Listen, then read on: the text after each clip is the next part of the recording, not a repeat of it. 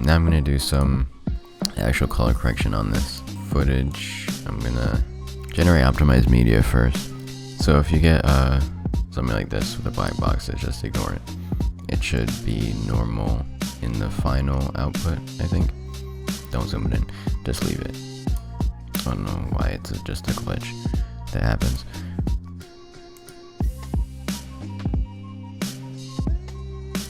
I'm just gonna...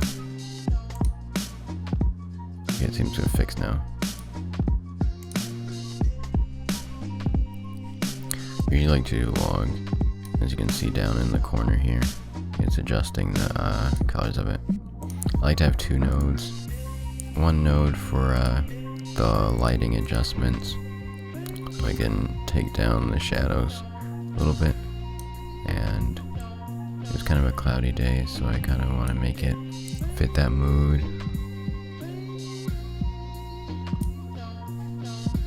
There you have it. You can preview by clicking this what it looks like before and after. I'm gonna bring down this a little bit. Okay, so now you usually come to the second node. To add another node, you just right click and then add serial, or add serial before.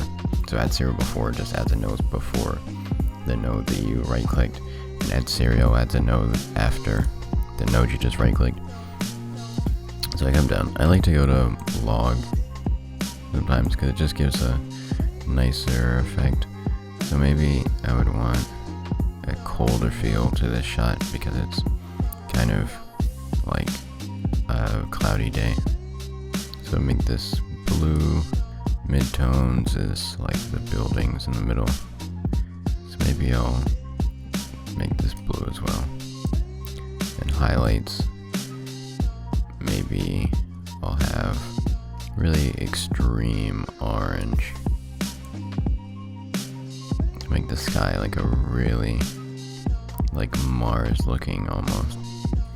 Or you can come to the primaries wheels and it gives a little bit of a harsher look, but I don't know, it depends what I'm doing. So this would be trying to do like the same thing, except it just affects more of the image, it looks like. So yeah, you see the highlights are blown on the edge of this because the sun came out.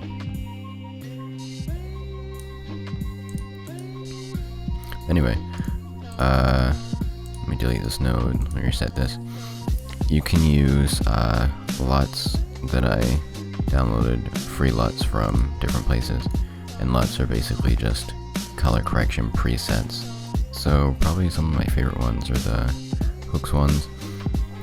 I film on the Panasonic G7, so I found on Reddit a LUT to convert the Panasonic G7 Cine D to Blackmagic 4K. So it just takes the colors and brings it down to the Blackmagic 4K like color, and then here you have Blackmagic 4K LUTs that you have here made for that. You just add them and look around until you find one that you like. So maybe you have to add the one on another node. I like the hooks ones. These are just free LUTs that I found on the internet.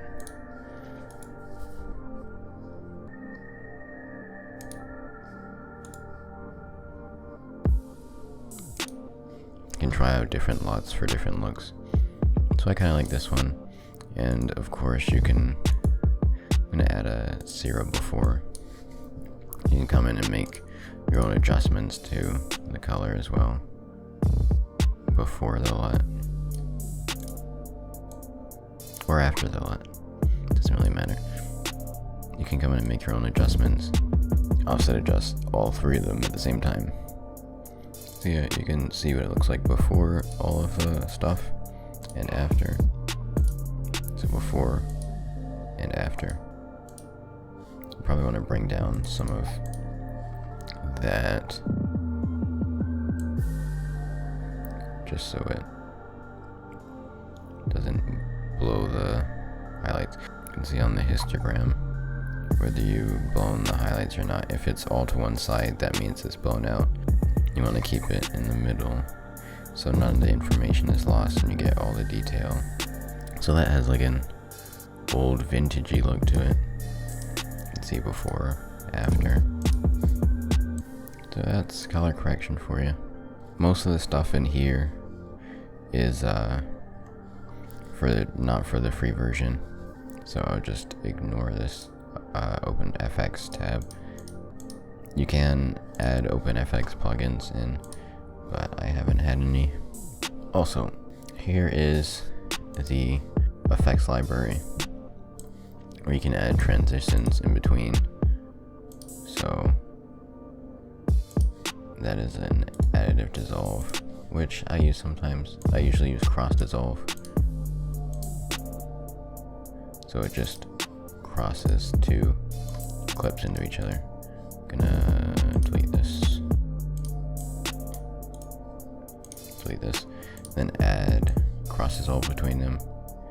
This is like the common dissolve that you usually see. Fades into it.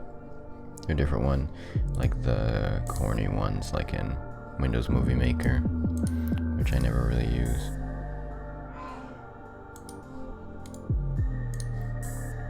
Smooth cut. Just cut smoothly.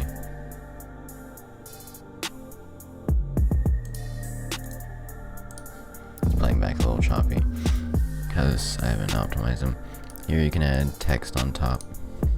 In the text you can adjust what text you have, change the fonts, different fonts that you have installed, change the typeface, position, rotation, all that. Drop shadow you can add, so just change this for a drop shadow. The text, opacity, blur.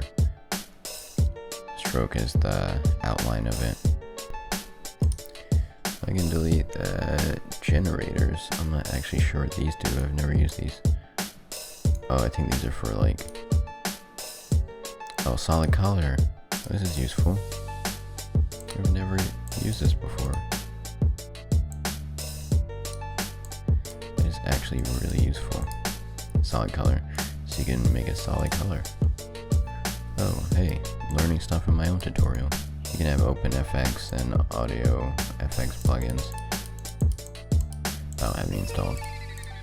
Alright, so you have shaky footage and you want to stabilize it.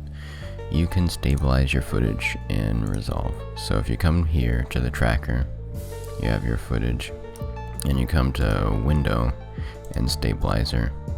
Bring it all the way back to the beginning of the clip, and then you just track forward. Oh, and Resolve crashed. That's why I use autosave, because sometimes Resolve does crash if you run out of memory or something. You change Window to Stabilizer. So drag it all the way back to the beginning of the clip, and then just track forward, and it tracks the footage forward.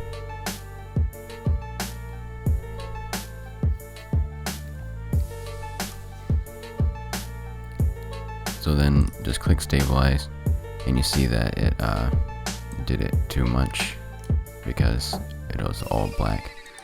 So you just bring it down a little bit. Alright, so you see how it moves the footage and there's a black box that comes on the side. To get rid of that at the cost of some resolution, click on zoom and then stabilize, and it zooms it so that it stays in frame and there are no black bars on the side. So you can adjust the smoothness as well. So you just really want to play around with these until you find one that gets rid of all the shake but doesn't use too much resolution. So you can have the highest resolution possible but still get rid of all the shake.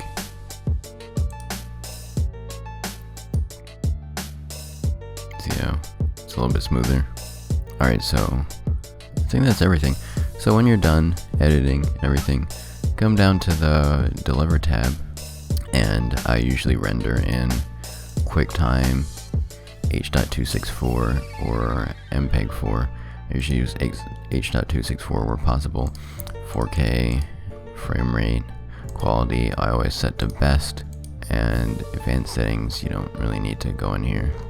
Don't use this. This uses to optimize media to render it, I'm pretty sure, which I don't think you want. You want to use the original clips for the highest quality, but it may improve the render speed, but I don't know, I never used that. I think flat pass is to bypass all of the color corrections that you added.